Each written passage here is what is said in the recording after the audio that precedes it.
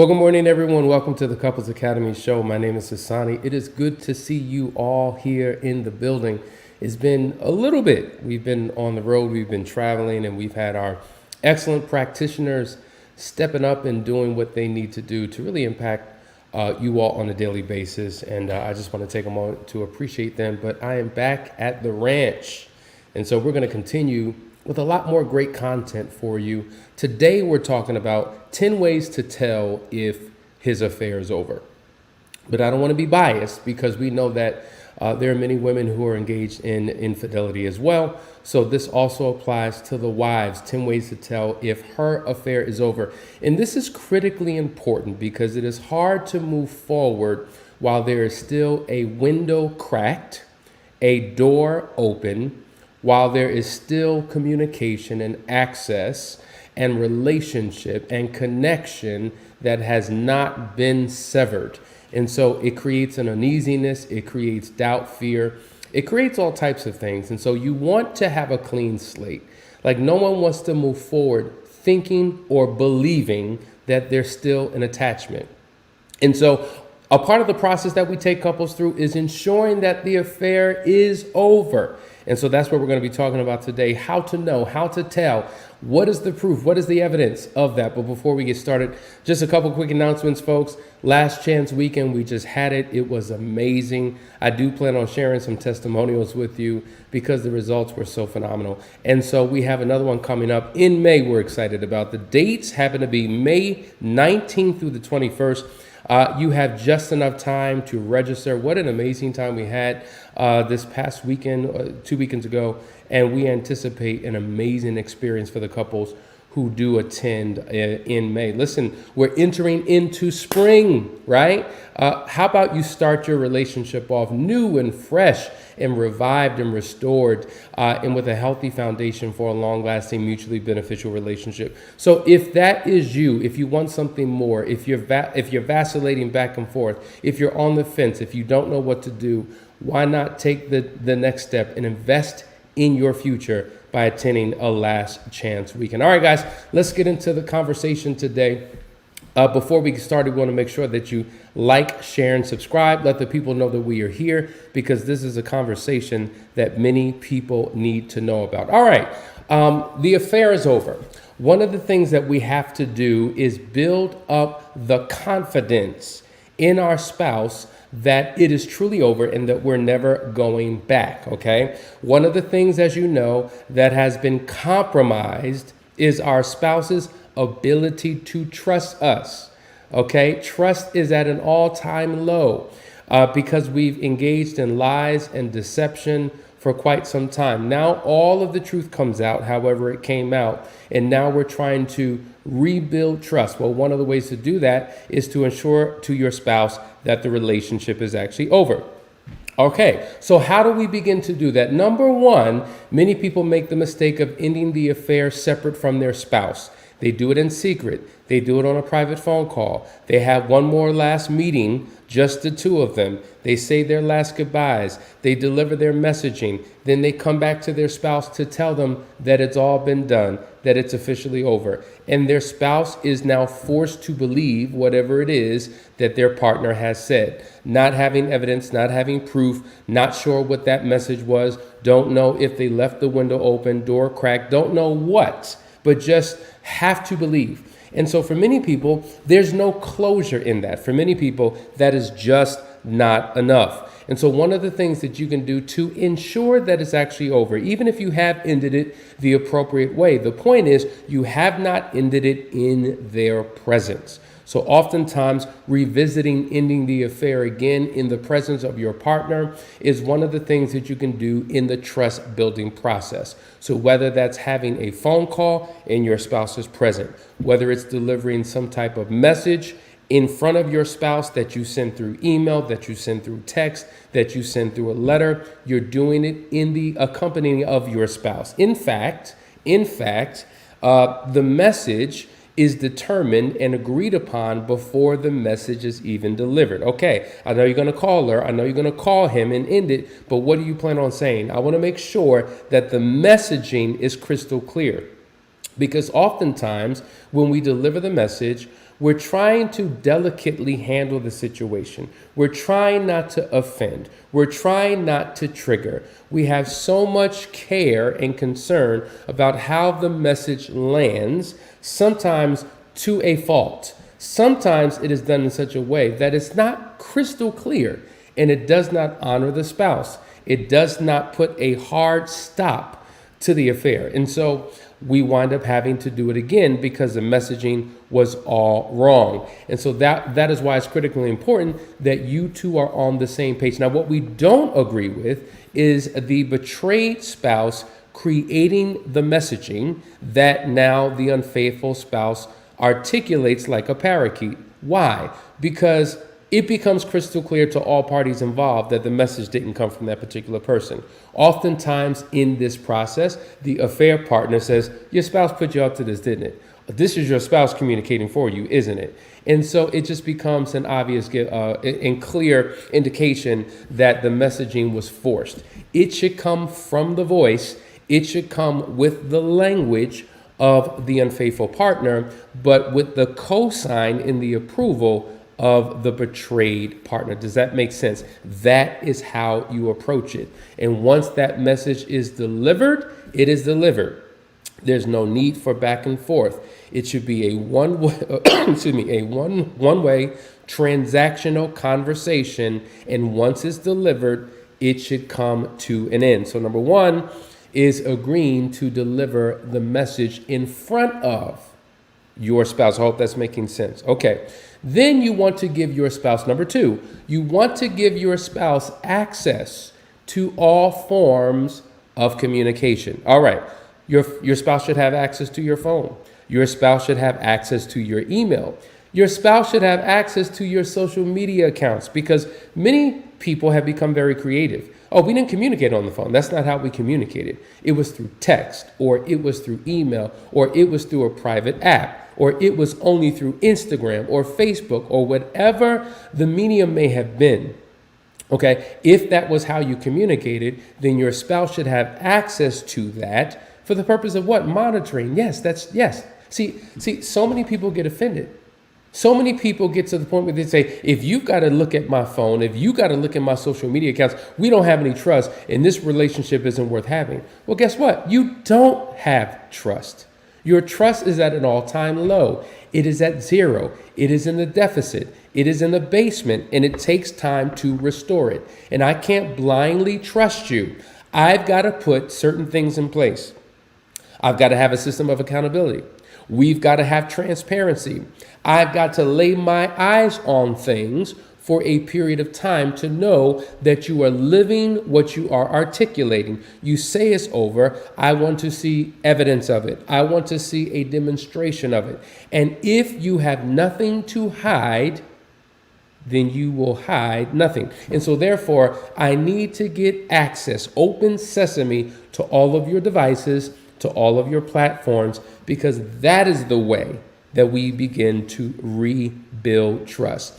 If there is any apprehension or a struggle for a former unfaithful partner to deliver this type of access to their spouse, then we have room for concern. There's something that we need to address, because something is not right, okay? So number two, you got to give access to all things, okay? Now, number three, you've got to engage in what we call the no contact contract. That is when you've made a written and verbal agreement to your spouse that you will never contact that person again, right? So you cut off all forms of access. You're unfollowing them. You're unfriending them. You're blocking them from your email. You're blocking them from your phone. You're choosing to not engage or go into environments where you know that other person would attend. So if there's a club, a bar, a shopping center, a work environment, you're doing your best to stay away from those areas, because those areas become a trigger. I'm dealing with that with a couple now. There was an affair that happened in a particular area, and every single week he goes back to that particular area. It becomes a trigger for the spouse. So now the assumption is, if you're going into that area, then what you're doing is you're going to see that particular person. And so therefore, we need to create a game plan, you and your spouse, of what you're going to no longer do and how to cut off all possibility for accidental stumbling across, instances where, oh my God, I didn't even realize it. She was there, he was there. And you know what? We happen to get into a conversation. Was it really happenstance? Was it really circumstance? Or was it intentional? See, these are the things that need to be done to begin to restore trust back into the relationship. Listen, guys, we're just getting started with this conversation. So much more to dive into. But what we're going to do is take a quick break. You're watching the Couples Academy show. We'll be right back after this quick message. Stay right there. Hey family, Hasani and Danielle here, and I want to tell you about the Phoenix Awards Gala happening on October 7th, 2023. Couples Academy is hosting its first annual Phoenix Awards Gala, a celebration of perseverance, patience, and persistence, focused on couples who have endured and overcome significant hardships in their marriages. Nominees of this prestigious award will have come to the brink of destruction in their marriage without giving up, and are living a testimony to what is possible when two stand as one. This is no ordinary gala. We are honoring 5 of the most resilient couples across the U.S. and abroad. And here's the most exciting part. You get to pick our nominees. And there's more. Wear your most exquisite gowns and black tie ensembles and prepare for a 50-foot red carpet, cocktail reception, dinner, live music, and dancing. We're going to raise the roof and the standard for marriages on October 7th, and we want you to be there. For tickets, go to couplesacademy.org/events.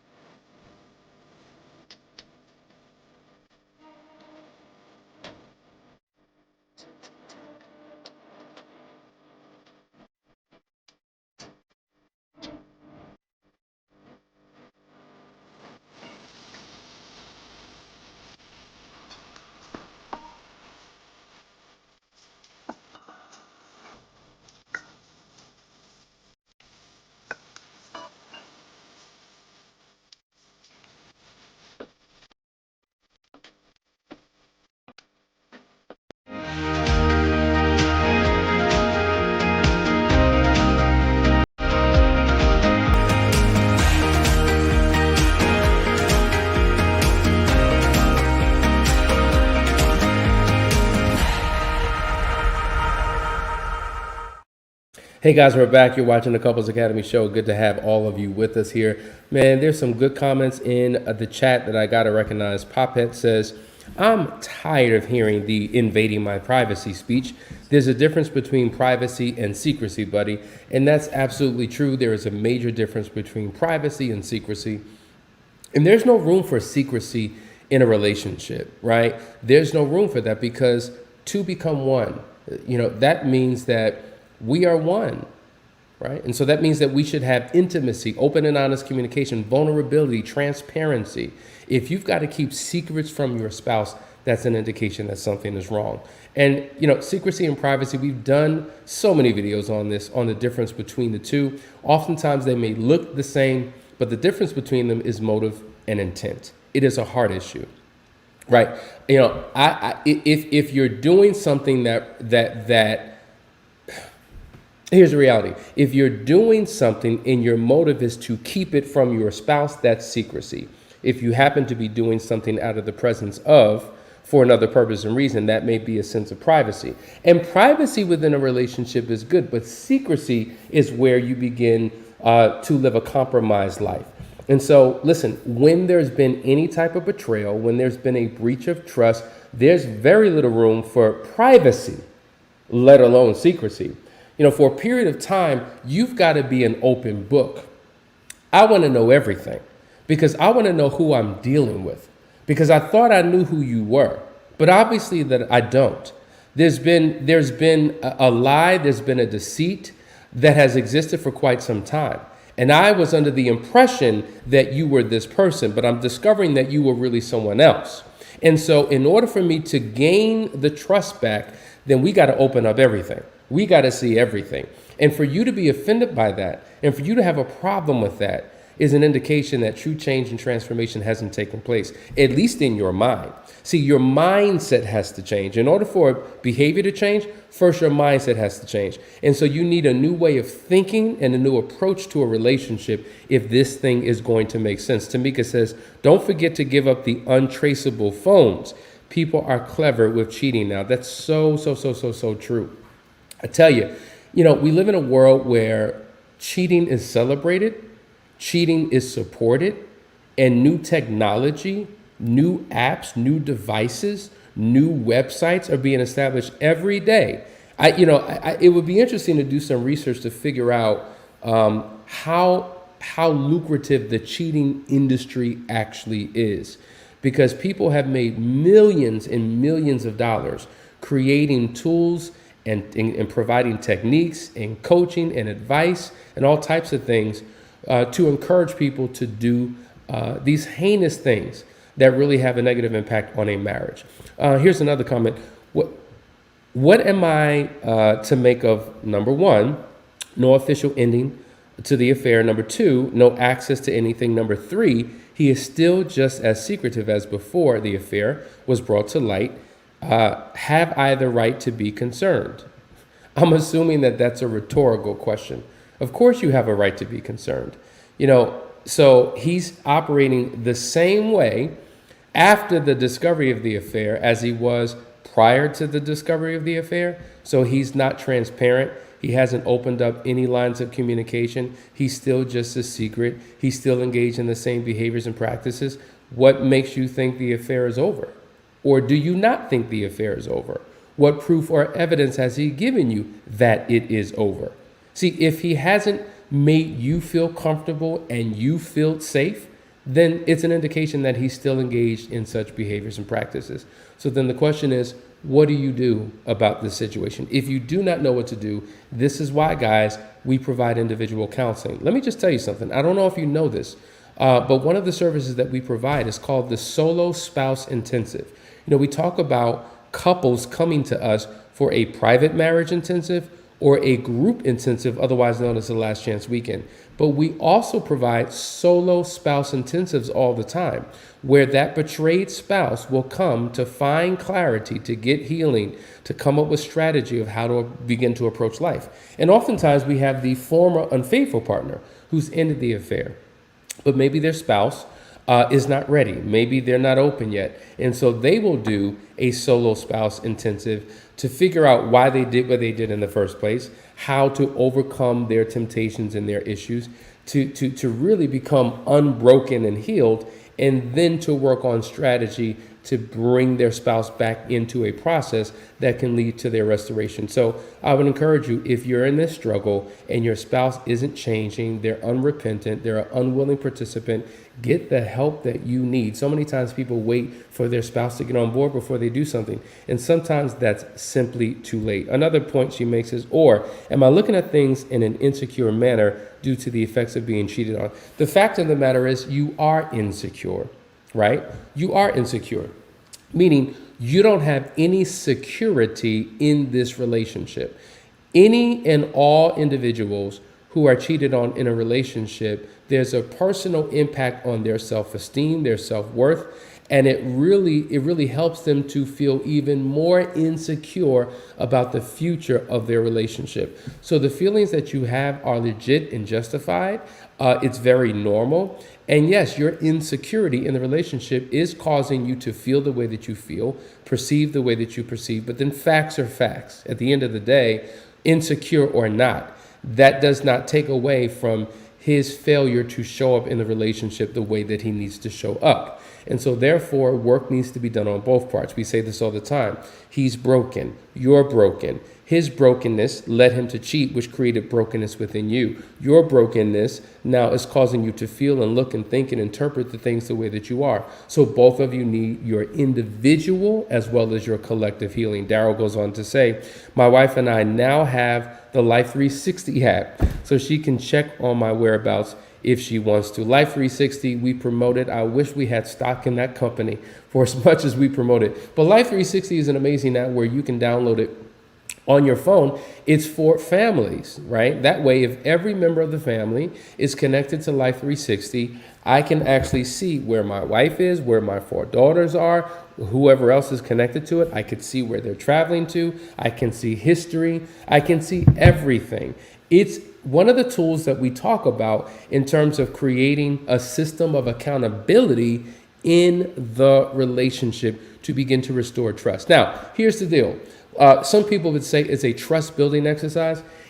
Trust building, it's not really trust building, okay? But what it does is it confirms or corrects one's suspicion about what their spouse may be doing or where their spouse is at. Trust can only be rebuilt when you don't have access to these tools, and now you're relying on, you know what, I'm not gonna, because as long as I have evidence of something, I don't need to trust.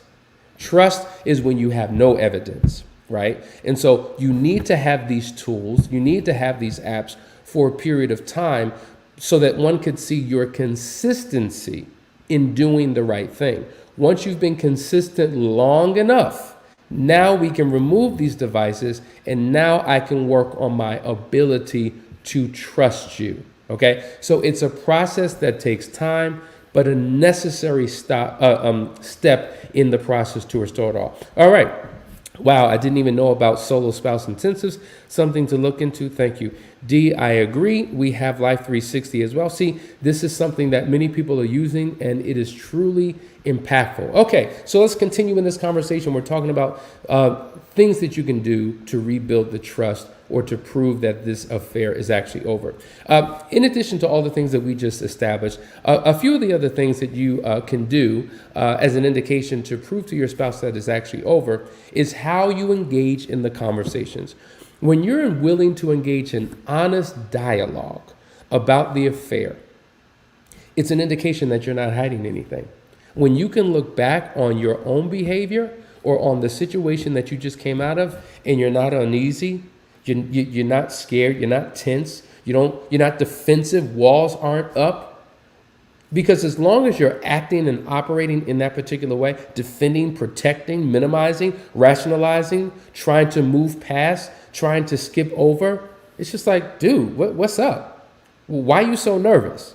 Why are you struggling with a question or two? Why can't we have this conversation? What's really going on, right? So you're giving signs that something is not quite finished yet.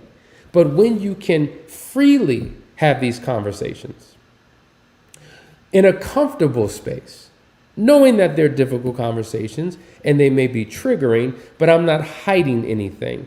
I'm not trying to keep from disclosing anything. It's an indication that, okay, maybe this relationship is over, okay? When you dismiss your spouse's feelings, when you automatically attack them, when you automatically call them insecure, when you automatically project all of the things on them as if it's their fault, it's an indication that something is still up. So either you're still engaged in something or you're dealing with the residue of what you just got out of. See, you have to understand that when an affair comes to an end, if today is Monday and the affair ended today, tomorrow, am I completely separated, disconnected, released from that relationship? No, there's residue, okay? And so there's a period of time that you have to get this thing out of your system. We call it a she-tox or a he-tox, just like a drug addict has to go through a detox.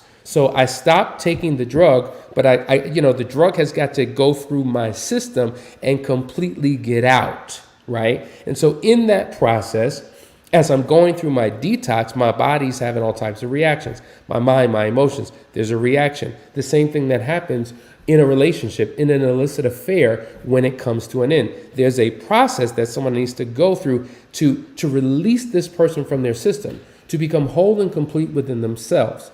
When that does happen, it's an indication that you can now engage in conversations about that affair that do not trigger you. Because just as the betrayed spouse is triggered, the unfaithful spouse is triggered as well. Okay, these are the things that we need to consider when we're engaging in these conversations, that there's a healing process for both partners. But when you're projecting on your spouse something that they're not responsible for, it's an indication that you truly haven't released them yet.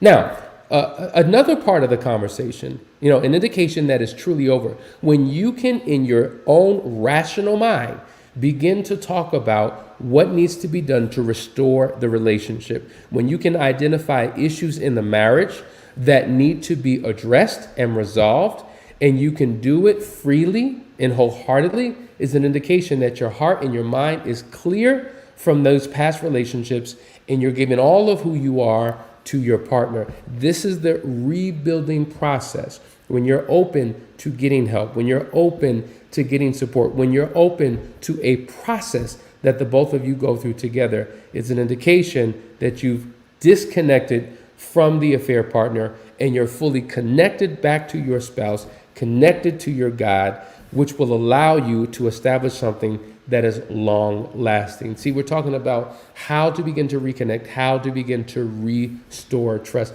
These are some of the things that are necessary if this affair is truly over. Listen, we're going to be talking about a whole lot more, but it seems like our show has come to an end. Hopefully this was helpful. Hopefully this gave you something to hold on to. Listen, now what we want you to do is to watch these videos with your spouse. Let this be a part of your workday. Dig into the details, engage in a conversation, and let this be used as a pathway to get you towards your healing. Listen, guys, we love you, and we'll see you tomorrow for another great episode. Stay tuned for tomorrow's show. It's going to be a good one. Take care, guys.